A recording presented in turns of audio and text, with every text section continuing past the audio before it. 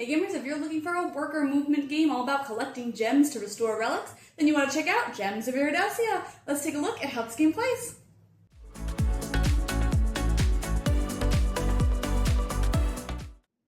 In this game, players are trying to have the most points at the end of the game, and they'll do that by collecting different gems and trying to restore relics are worth many points, and as well as getting to those castle spots will be worth some points for players as well.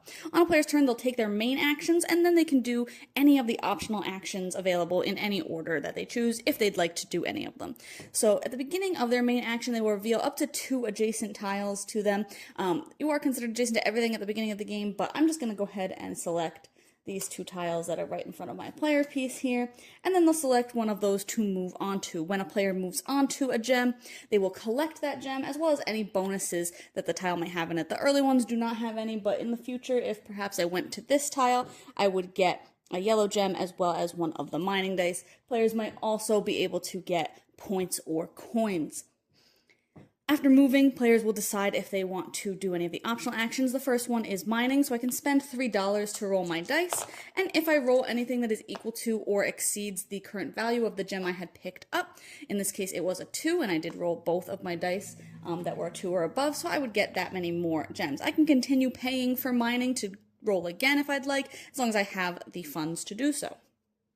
I can spend money to purchase an item card if there's anything that might help me. Those cards will let you kind of split gems, get different kinds of gems, move different ways on the board, take extra turns, things of that nature. You can play item cards as well during your optional actions, as many as you want to. Again, as long as the situation makes sense for playing those cards. And you can also sell any number of gems of one color. So if I decide, I'm getting kind of full, I'm going to sell one of these green gems, I would sell them for that value, so I get $2 back. And again, you can do those optional actions in any order, so I could sell to get some money and then buy a card, and I can play the card as soon as I buy it as well. At the end of the turn, players can choose, if they have the correct gems, to restore any relics that are up on the top of the board there and refill them as necessary.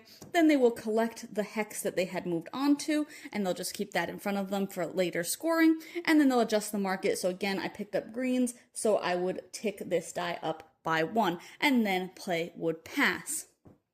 As players are moving around the board, again, they'll encounter all different types of tiles, so rainbow tiles will let you take any gems that you want. Again, there was tiles that will give you some of these mining dice, which will just give you more dice for your mining rolls, which might help you to roll the numbers that you need. And when players get to the forest section or higher, they will get rid of one of their endgame objectives. So I happen to have 2 that are about completing the most of a certain type of relic. So when I get to that point in the game, I would just decide which one I want to throw away. When players head up to the top of the row here in the castle row, most of those are worth points, but they will also be looking for the Gem of Iridescia, in which case they will get extra bonus points.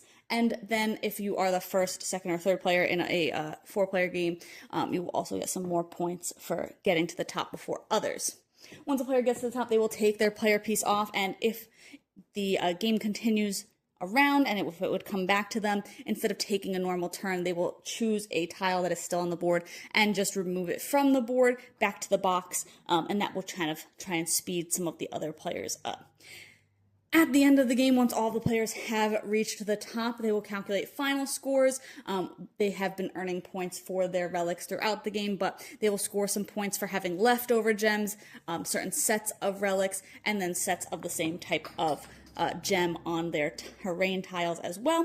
And then the player with the most points will win.